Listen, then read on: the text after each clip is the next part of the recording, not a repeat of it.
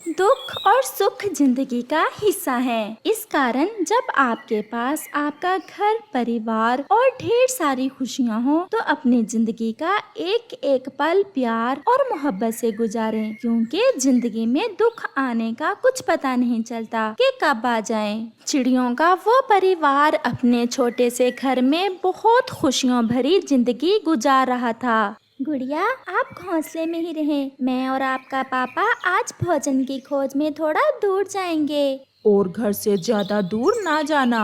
मैं घर में ही रहूंगी मम्मा पापा, आप जाएं। फिर मम्मा चिड़िया और पापा चिड़िया भोजन लेने अपने घर से निकलते हैं। वो उड़ते उड़ते पहाड़ों की दिशा में जाते हैं। अब हमारी गुड़िया बड़ी हो गई है। मैं सोचती हूँ कि हमें गुड़िया को भी भोजन लेने साथ लाना चाहिए। गुड़िया की मम्मा अभी छोटी सी तो है हमारी गुड़िया, और हम मम्मा पापा है ना अपनी गुड़िया का भोजन लाने के लिए। मम्मा और पापा हमेशा बच्चों के साथ नहीं रहते। अगर हमारी गुड़िया घर से बाहर नहीं निकलेगी तो सीखेगी कैसे? समय सब सिखा देता है। वो ऐसे बातें कर रहे थे कि एक बड़ी चील उन पर हमला कर देती है। लड़ाई शुरू होती है। मम्मा चिड़िया और पापा चिड़िया एक साथ होकर मुकाबला करते हैं, परंतु एक और चील पीछे से आ जाती है। न जाने मम्मा पापा मुझे साथ क्यों नहीं लेकर जाते हैं। मैं भी तो अब बड़ी हो गई हूँ। मैं सारा दिन घर में बोर होती रहती हूँ। गुड़िया घर में बैठी हुई ऐसे सोच रही थी कि वहाँ कालू कौवा आ जाता है। गुड़िया, आपके मम्मा पापा कहाँ हैं? अंकल कालू, मम्मा पापा तो भोजन की खोज में गए हुए हैं। गुड़िया, क्या पहाड़ों पर गए थे आपके मम्मा पापा? मुझे अभी अभी पता चला है कि पहाड़ों पर 2 चीलों ने चिड़ियों पर हमला करके मार दिया है। नहीं अंकल, ऐसा नहीं है। मेरे मम्मा पापा तो दूसरे जंगल गए हुए हैं। वो कोई और पक्षी होंगे। गुड़िया खुद को तसल्ली देती है, परंतु वो क्या जानती थी कि वो तो लुट गई है। उसका तो परिवार खत्म हो गया है। वो तो अनाथ हो गई है। कबूतर घबराया हुआ वहाँ आता है। गुड़िया, गुड़िया, आपके मम्मा पापा। अंकल कबूतर, क्या हुआ मेरे मम्मा पापा को? कबूतर, क्या पहाड़ों पर गुड़िया के मम्मा पापा पर ही हमला किया था उन चीलों ने? हाँ, और गुड़िया, अब आपके मम्मा पापा इस दुनिया में नहीं रहे। वो जालम चीलें उन्हें मारकर खा गई हैं। ये सुनना था कि गुड़िया तो जोर जोर से रोने लग जाती है। पापा, मेरे पापा, मेरी मम्मा, आप अपनी गुड़िया को ऐसे अकेला छोड़कर कहाँ चले गए? अब कैसे जिएगी आपकी गुड़िया अपने मम्मा पापा के बिना? ऐसे ही रात भी हो जाती है। गुड़िया, आप हमारे साथ हमारे घर चलो। अब रात हो गई है, और अगर ऐसे रोती रहोगी तो कैसे जी पाओगी? नहीं कभी अंकल, आप जाएं। मैं सुबह सोचूंगी कि मुझे क्या करना है। अभी मेरा दिमाग काम नहीं कर रहा। मैं सुबह आऊंगा गुड़िया, अब आप चुप कर जाएं। हम पक्षियों की जिंदगी तो ऐसी ही होती है। फिर कौवा और कबूतर वहाँ से चले जाते हैं। गुड़िया सारी रात बैठी रोती रहती है। कालू, गुड़िया तो बहुत रो रही होगी। वो अभी छोटी है, वो अकेले कैसे रह सकेगी? गुड़िया के मम्मा पापा गुड़िया से बहुत प्यार करते थे। वो तो कभी उसे भोजन लेने भी साथ नहीं लेकर जाते थे। बहुत बुरा हुआ, वो तो दोनों एक साथ ही मारे गए। दूसरे रोज कबूतर गुड़िया के घर आता है। गुड़िया बेटा, चलो भोजन लेने चलें। मैं आपके साथ जाता हूँ। धीरे धीरे आप सब सीख जाओगी। अंकल, आप मेरी मम्मा के अच्छे दोस्त थे। एक दया करें आप मुझ पर। बोलो बोलो गुड़िया, क्या बात है? आप मुझे मेरी नानों के पास छोड़ें। मैं अपनी नानों के पास चली जाना चाहती हूँ। मेरा दिल घबराता है ऐसे मम्मा पापा का सोचकर। ये आपने बहुत अच्छा फैसला किया है। मैं भी यही चाहता था। आपकी नानों से आपको मम्मा का प्यार मिलेगा और आपका दुख कुछ कम हो जाएगा। तो फिर चले अंकल। फिर ऐसे कबूतर गुड़िया को साथ लेकर उसकी नानों के जंगल की तरफ चल देता है। कबूतर तो कई बार गुड़िया की मम्मा के साथ गुड़िया के नानों के जंगल गया था। उस कारण कबूतर को रास्ते का अच्छे से पता था। उड़ते उड़ते गुड़िया की नजर एक पेड़ पर जाती है जहाँ उसे अपने पापा का रुमाल नजर आता है। वो वहाँ रुकते हैं। अंकल, ये रुमाल मेरे पापा का है। अंकल, इस पर तो बहुत ज्यादा खून लगा हुआ है। बहुत दर्द हुआ होगा मेरे मम्मा पापा को जब उस जालिम चील ने मारा होगा मेरे मम्मा पापा को। गुड़िया, आपकी मम्मा और पापा बहुत अच्छे दोस्त थे मेरे। हमने तो अपना बचपन भी साथ ही गुजारा है। गुड़िया अपने पापा का रुमाल उठा लेती है और वो फिर से उड़ते हैं। गुड़िया अपनी नानों के गले लग जाती है और रोने लग जाती है। गुड़िया, क्या हुआ बेटा? क्यों रो रही हो? कबूतर बेटा, क्या हुआ है? कुछ मुझे भी तो बताओ।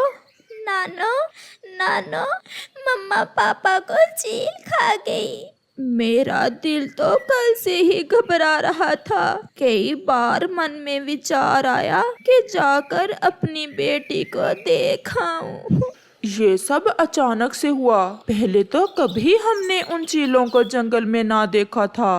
बस उनका समय आ गया था। अब मुझे वापस जाना है। मेरी पत्नी मेरा इंतजार कर रही होगी। अंकल, कभी कभार मुझसे मिलने आ जाया करना। फिर कबूतर वहाँ से चला जाता है। रात को गुड़िया अपनी नानों के साथ लेट जाती है। नानो, क्या मम्मा भी ऐसे आपके साथ सोया करती थी? आपकी मम्मा तो सोया ही मेरे साथ करती थी। जब बड़ी हो गई तो मुश्किल से मैंने उसे अलग सोने की आदत डाली।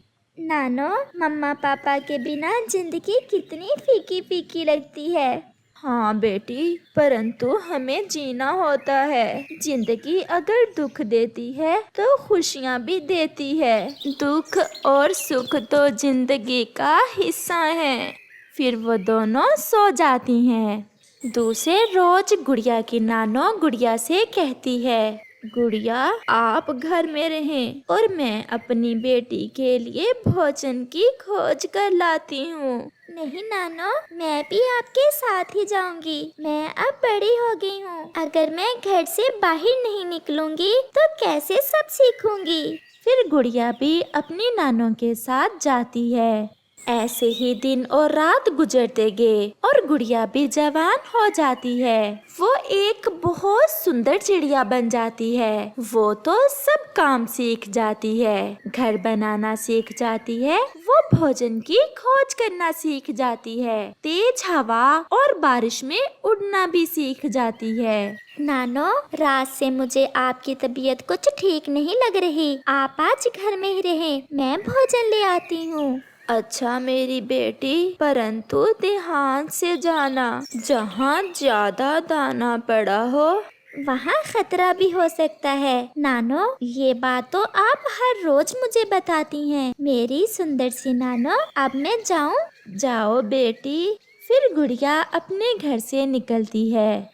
वो घर से थोड़ा ही दूर कुछ चावल ढूंढ लेती है। गुड़िया वो चावल लेकर वापस होने ही वाली थी कि उसकी नजर सामने नदी के पास जाती है। वहाँ तो एक जवान पक्षी बैठा हुआ था जो बहुत सुंदर था। वो पक्षी भी गुड़िया को देख तुरंत गुड़िया के पास आ जाता है। मेरा नाम रोज है। अपनी जाति की चिड़िया को देख बहुत अच्छा लगा, इसलिए मैं आपके पास चला आया। और मेरा नाम गुड़िया। थोड़ी ही दूर मैं अपनी नानों के पास रहती हूँ। नानों के पास? आपके मम्मा पापा कहाँ हैं? मेरे मम्मा पापा को एक जालन चील खा गई थी। तब से मैं अपनी नानों के पास ही रहती हूँ। मैंने सब अपनी नानों से ही सीखा है। मेरा भी और कोई नहीं है। मेरा पापा तो तभी मर गया था जब मैंने अभी उड़ना भी ना सीखा था। और मम्मा पिछली बारिश में एक पेड़ से टकराकर मुझे छोड़कर चली गईं। मुझे बहुत दुख हुआ ये सब सुनकर। मुझे तो पता है कि जब मम्मा पापा छोड़ जाएं तो कितना दुख होता है। चलें, मैं आपको अपनी नानों से मिलाती हूँ। फिर रोज गुड़िया के साथ उसके घर चला जाता है। गुड़िया बेटा, ये आपके साथ कौन है? नानो, ये रोज है। आज ही मुझे नदी पर मिला था और मैं इसे अपना घर दिखाने ले आई। नानू जी, मेरा घर इसी जंगल की पूर्व वाली दिशा में है। ऐसे रोज और गुड़िया की दोस्ती हो जाती है और वो फिर से अपनी जिंदगी में खुशियाँ महसूस करने लगते हैं। फिर गुड़िया के नानो गुड़िया की शादी रोज से कर देती है। बेटा, मेरी गुड़िया का अच्छे से ख्याल रखना। मेरी गुड़िया ने बहुत दुख देखे हैं। नानो माँ, जो देखने थे वो देख लिए। अब हमारी जिंदगी में खुशियाँ ही खुशियाँ हैं। कुछ दिनों के बाद गुड़िया एक सुंदर सा प्यारा सा अंडा देती है, जिसे देख गुड़िया की आंखों में खुशी के आंसू थे। रोज, आज मैं भी माँ बन गई। जो खुशी मुझे आज मिली है वो मेरी जिंदगी की सबसे बड़ी खुशी है। मम्मा सच ही कहती थी कि दुखों के बाद खुशियाँ भी होती हैं, जो सारे दुख भुला देती हैं। ऐसे फिर गुड़िया खुशी खुशी अपने परिवार के साथ जिंदगी गुजारती है। कालू जी, आज मैं अपनी माँ से मिलने जा रही हूँ, क्या तुम भी चलोगे मेरे साथ? गौरी, क्या सच में? कहीं तुम मजाक तो नहीं कर रही? ये तुम मेरे महके जाने पर इतने खुश क्यों हो रहे हो? नहीं नहीं, मैं तो ऐसे ही पूछ रहा था। तुम जाओ और 2-4 दिन रह भी लेना अपनी माँ के पास। वो तो बहुत उदास होगी तुमसे। अच्छे से मन लगाना अपनी माँ का। मैं आज शाम को ही वापस आ जाऊंगी। तुम्हें ज्यादा खुशियाँ मनाने की कोई जरूरत नहीं है। वो दिन भूल के तुम जब मुझसे शादी करने के लिए मेरे माँ के पाँव पकड़ रहे थे। वो गलती तो मैं सारी उम्र नहीं भूल सकता। क्या कहा?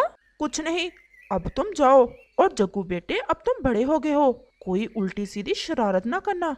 नहीं पापा, मैं कोई शरारत नहीं करूँगा। वहाँ मेरे अच्छे दोस्त रहते हैं, मैं उनसे खेल लूँगा। और फिर गौरी कव्वी अपने बेटे जग्गू के साथ अपने मैके वाले जंगल चली जाती है। कबूतर, चल यार, आज पहाड़ों पर चलते हैं। बहुत दिनों बाद मन को शांति मिली है।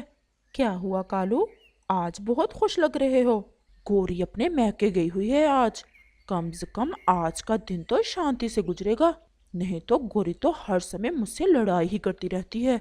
और फिर कालू कौवा और कबूतर पहाड़ों पर चले जाते हैं। नमस्ते माँ जी, कैसी हैं आप? नानो नानो, मैं आ गया। गौरी मेरी बेटी, मैं तो ठीक हूँ। ऐसे ही आई हो ना? कहीं कालू से कोई लड़ाई तो नहीं हो गई तुम्हारी? नहीं नहीं माँ जी, कालू तो मुझसे बहुत खुश है। बस मेरा मन उदास था आपसे मिलने को, इसलिए चली आई। माँ, मैं नदी पर जा रहा हूँ। जाओ जाओ जग्गू, लेकिन किसी से लड़ाई ना करना।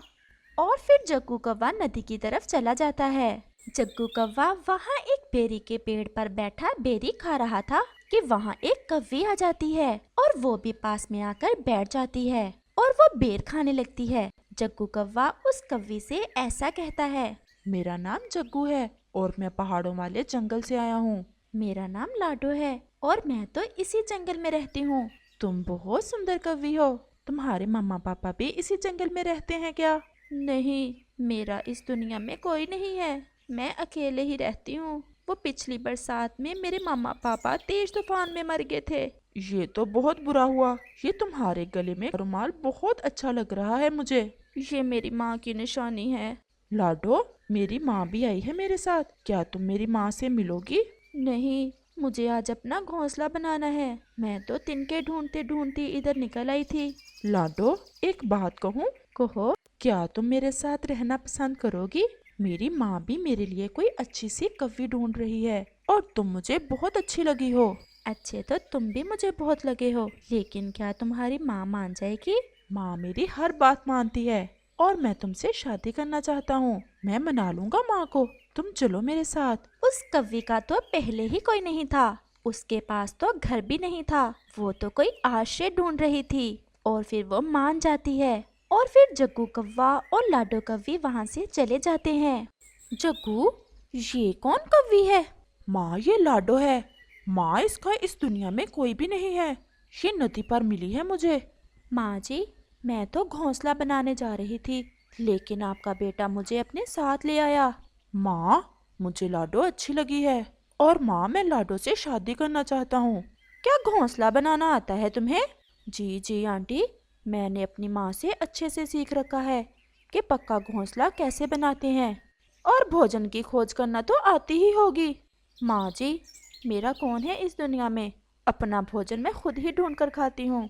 माँ, तुम्हारा क्या ख्याल है? तुम्हें तो अच्छे से पता है, अपना जग्गू तो अपने पिता की तरह कोई काम नहीं करता। इसे ही ब्याह लेते हैं जग्गू से, भोजन तो लाया करेगी। गौरी, ये कव्वी बहुत अच्छी है, इसकी माँ भी बहुत मेहनती थी। तुम इसे जग्गू से ब्याह कर अपने साथ ही ले जाओ। तो फिर लाडो, आज से तुम मेरी बहू हुई।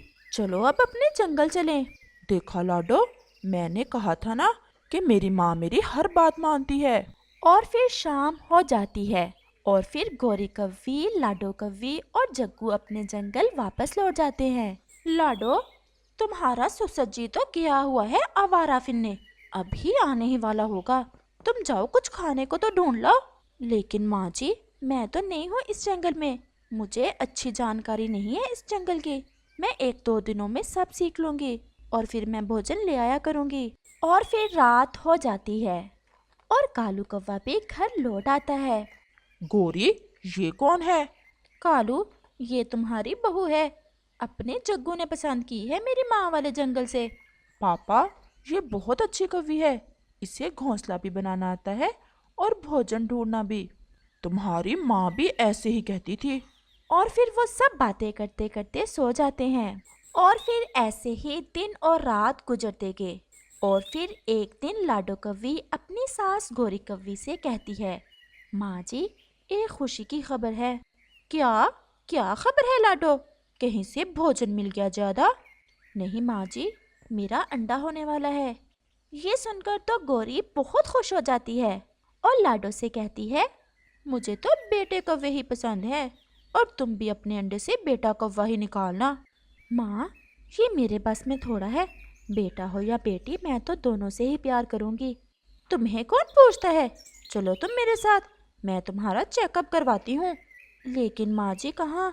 बुलबुल के पास, वो हमें बताएगी कि अंडे से बेटा कौवा निकलेगा या बेटी कौवी।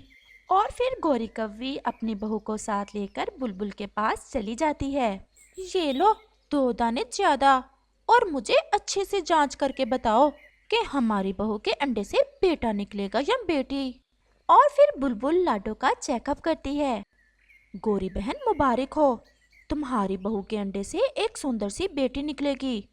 बस बुलबुल का ऐसा कहना था कि गौरी की तो आंखों में खून उतर आता है। मनहूस मारी, एक बुरी खबर सुना रही हो और दूसरा मुबारक दे रही हो, मुझे बेटियां पसंद नहीं है।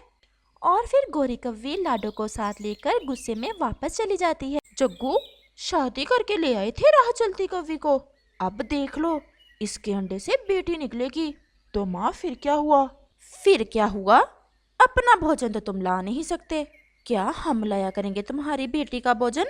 और फिर रात हो जाती है और वो सब सो जाते हैं। अगली सुबह लाडो कव्वी अंडा देती है और वो अपने पति जग्गू से कहती है, जग्गू, जग्गू उठो, देखो मैंने अंडा दिया है।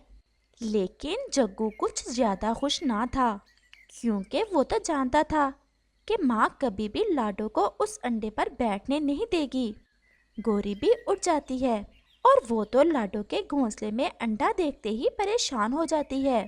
जग्गू, तुम जाओ लाडो के साथ और भोजन ढूंढ लाओ। लेकिन माँ, मैंने अंडा दिया है, मैं तो आज से अपने अंडे पर बैठा करूँगी और भोजन जग्गू या आप ले आया करना। मैं तुम्हारी नौकर नहीं हूँ, मैं बैठ जाती हूँ अंडे पर, तुम जाओ और भोजन लाओ। और फिर जग्गू और लाडो खामोशी से भोजन लेने चले जाते हैं। इससे पहले कि वो लौट कर आए, मुझे इस अंडे का कुछ करना होगा। और फिर ऐसा कहते हुए गौरी कव्वी वो अंडा उठाकर वहां से चली जाती है। और फिर गौरी वो अंडा थोड़ा दूर झाड़ियों में फेंक देती है और वापस अपने घर आ जाती है। और फिर शाम हो जाती है। जग्गू और लाडो भी वापस आ जाते हैं। मेरा अंडा कहाँ है माँ? माँ, मेरा अंडा कहाँ है? ऐसा कहते हुए लाडो रोने लग जाती है। माँ, आपने अंडा कहीं फेंक दिया है ना, क्योंकि उस अंडे से बेटी निकलने वाली थी। हाँ, मैंने फेंका है। कालू सबसे बेखबर आराम से सो रहा था, वो तो किसी बात में बोलता ही ना। माँ, आपने ये अच्छा नहीं किया। और इस तुम्हारी पत्नी ने वो बेटी वाला अंडा देकर अच्छा किया था। माँ, हम जा रहे हैं और अब हम अपना घोंसला बनाएंगे। अब हम यहाँ नहीं रहेंगे। मुझे तो पहले ही पता था, इस अनाथ कवि ने तुम्हें मेरे पूरा खिलाफ कर दिया है। जाओ, भाग जाओ, और अब मैं भी तुम्हें अपने घर में नहीं रखूंगी। और फिर लाडो और जग्गू वहाँ से चले जाते हैं। वो थोड़ा दूर एक पेड़ पर बैठ जाते हैं। माँ ने तो हमारा अंडा ही फेंक दिया। अगर मुझे पता होता तो मैं कभी भी अंडा माँ के पास छोड़कर ना जाता। ना जाने माँ को बेटियों से इतनी नफरत क्यों है। वो वहाँ बैठे हुए थे कि वहाँ रानो चिड़िया आ जाती है। जग्गू, तुम इतनी रात के यहाँ क्या कर रहे हो? और ये कव्वी कौन है तुम्हारे साथ? और फिर जग्गू रानो चिड़िया को सारी बात बताता है। ये गोरी कभी नहीं सुधरेगी। जरा खौफ ना आया उसे इतना बड़ा जुल्म करते हुए। अब तुम चलो मेरे साथ और मेरे घर में आज की रात गुजार लो। और फिर वो दोनों रानो चिड़िया के साथ चले जाते हैं। और फिर रात होते ही आसमान पर गहरे बादल छा जाते हैं और तेज बारिश शुरू हो जाती है। फिर बादल जोर से गरजता है और एक बिजली उस पेड़ पर पड़ती है जिस पर कालू और गोरी का घोंसला था। वो पेड़ तो जल जाता है और कालू और गोरी का घर भी। लेकिन कालू और गोरी जान से तो बच जाते हैं, लेकिन उनके पंख जल जाते हैं। गोरी, क्या हम जिंदा हैं? हाँ कालू, हम जिंदा तो हैं, लेकिन हमारे पंख जल गए हैं उस बिजली की आग से। और वो रोने लग जाते हैं। दूसरे रोज जग्गू को पता चलता है। वो अपनी पत्नी को साथ लेकर एक नया घर बनाता है और अपने माता पिता को उठाकर उस नए घर में ले जाता है। माँ, जग्गू को घर बनाना नहीं आता। ये घर मैंने बनाया है और मैं भी एक बेटी हूँ और आप भी एक बेटी ही हो। फिर बेटियों से इतनी नफरत क्यों? लेकिन गोरी खामोश थी। वो तो बस रोए ही जा रही थी। प्यारे दोस्तों, इस कहानी से हमें सीख मिलती है कि बेटी या बेटे में कोई फर्क नहीं करना चाहिए, क्योंकि बेटों की तरह बेटियां भी माँ बाप का सहयोग बन सकती हैं।